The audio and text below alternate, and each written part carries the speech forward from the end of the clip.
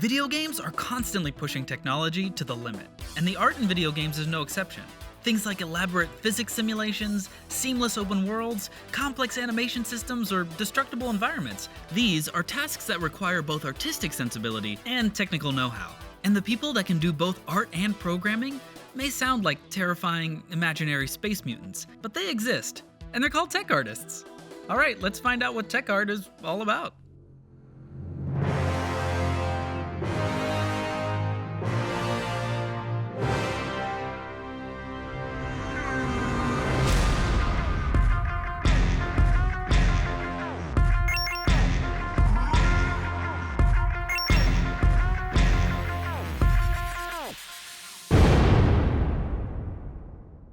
Tech art is crazy important for making a game. Seriously, like every team I've ever been on is always trying to hire more tech artists. So, what do they do that's so important? We build tools for artists. All right, well, there you have it. A tech artist makes tools. Well, we also streamline the game creation pipeline. We make game exporters, make implementation easier. Okay, yeah, so there's a couple other things that a tech artist... Some of us work on the game content, rigging characters for animation. Wow, okay, so there's even more stuff that... There's also file structure, version control support, automation. Okay, geez, I get it. There's a... Oh my god. So we also have art backgrounds, so we model, we animate, we make VFX, build interfaces, UI, websites, shaders, lighting. Okay, stop. There's so much in one job. How is this possible? You guys aren't tech artists, you're everything artists. Sure, call us whatever you want, but our main job is to streamline how art is made and put into the game. Okay, so I guess one of the major specializations in tech art is rigging. Rigging is the process of taking a character model or mesh and giving it a skeleton. Ew. Why do you have to do that? When a character artist gives us a mesh to rig, it's stuck in whatever position it was created in, like a sculpture. It's our job to give it the ability to move. To do this, we create a skeleton by placing bones inside the mesh.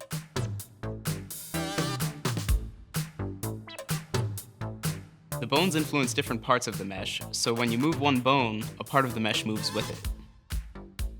We adjust this by painting the amount of influence, or weight, each bone has. This process is called weight painting.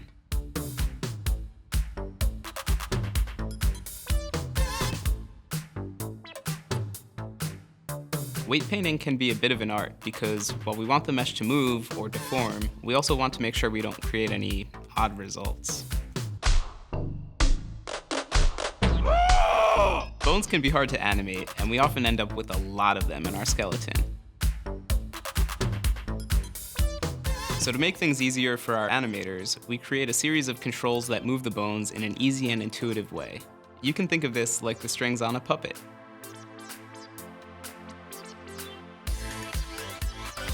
In this part of the process, we solve challenges like keeping a character's foot planted on the ground while the rest of the body moves, or switching that functionality so the whole leg can follow the body, like when you swim. Another thing tech artists do is create custom tools for artists to use. And that usually means customizing the existing software that artists are using. Programs like Maya, ZBrush, Photoshop, Unreal can do a lot of stuff already, but artists often have very nuanced and eccentric needs, and they'll ask for a very specific tool from a tech artist. Then, it's up to the tech artist to really determine whether that tool's request makes sense. And that's why every tech artist asks this very critical question. What are you trying to do? What are you trying to do? What are you trying to do? What are you trying to do?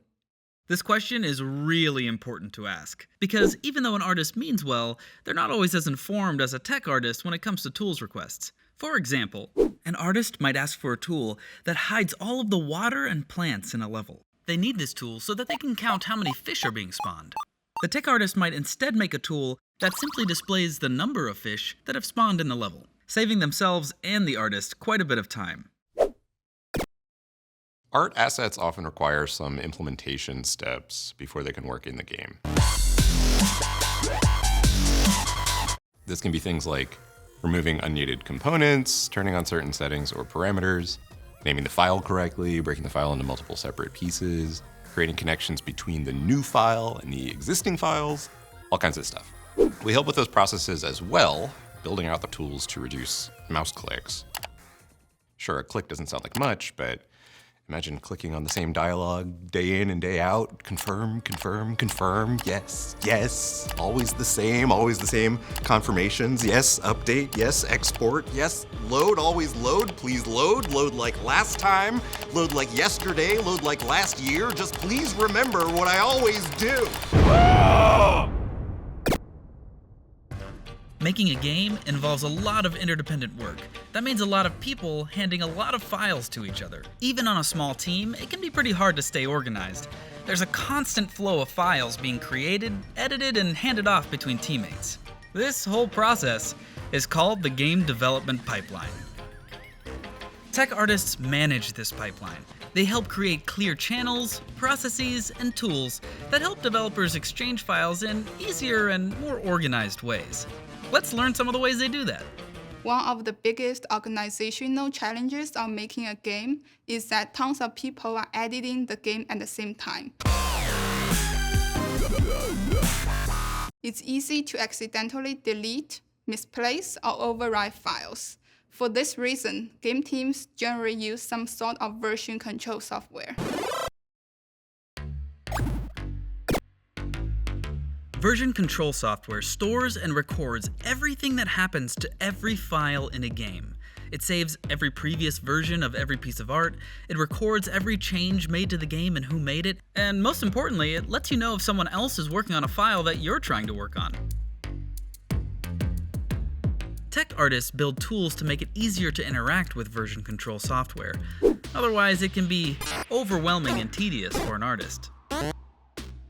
Another organizational challenge that tech artists have to manage is how to name files and what folders to keep them in. It can seem like a simple thing to name a file, but things can get pretty crazy and hard to organize when dealing with thousands, even hundreds of thousands of files. When working on a game, we have to finally retire some of our more inefficient naming styles.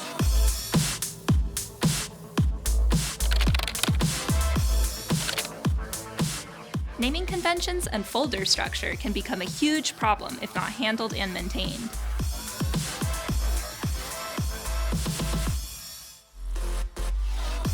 Tech artists build the structure and build tools to handle mass renaming when needed.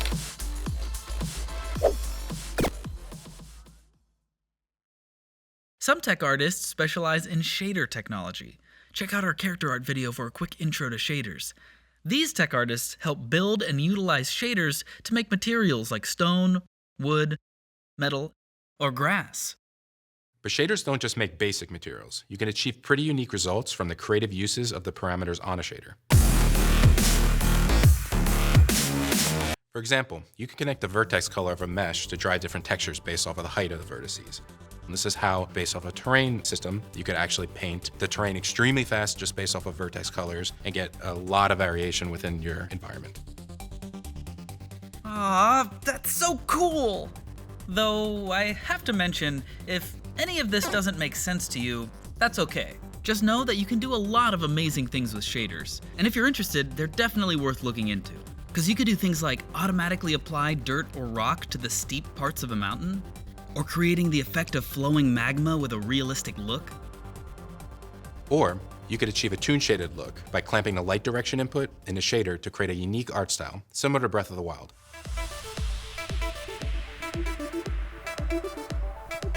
Okay, that's pretty cool. Do tech artists write all the code of a shader? Tech artists might write the shader code or work with an engineer to help figure out what the shaders need to do to support the art. In either case, tech artists help influence the look of the art and teach the artist how to use the given shader parameters. Another specialization within tech art is simulation.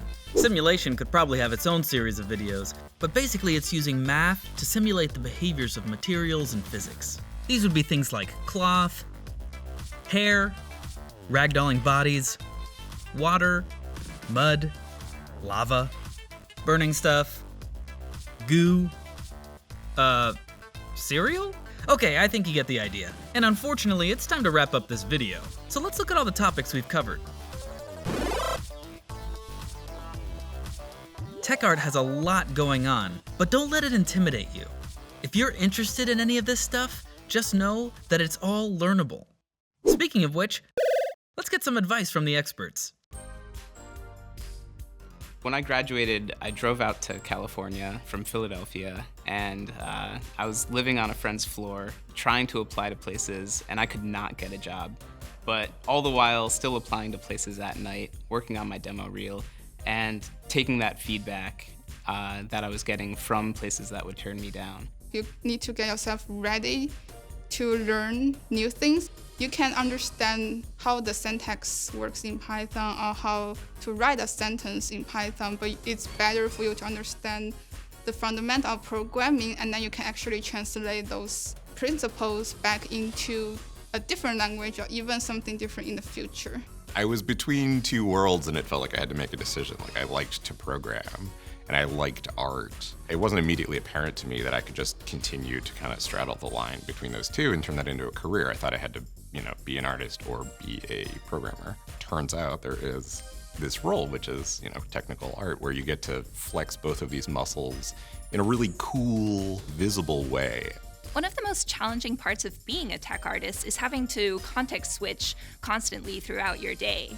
For instance, one moment an animator might come up to you and they have a bug in their tool, and the next moment a modeler might come up to you and they'll have this awesome new feature request that they want implemented. And even after that, you might end up talking to an engineer about something. You'll have to be able to be quick on your feet so you can pivot what you're thinking about and what you're doing constantly. So the best advice I can give is go download one of the free engines that are out there. I definitely would recommend Unreal. There's tons of tutorials that are out there, and the best part about learning a game engine like Unreal is you learn how to make a game. It's applicable to any other engine that's out there, be it a custom engine that a company is going to be using, or one of the other off-the-shelf engines like Unity. That will teach you all the ins and outs to making a game, and it will allow you to inject anywhere you need to. And that is what is extremely important about being a tech artist, is understanding how games are made and what you need to do. It's important to recognize that you are going to fail, and it's not always going to be easy. But if you keep your head up and you keep trying, you will get through, you'll get into the industry, and you'll make it.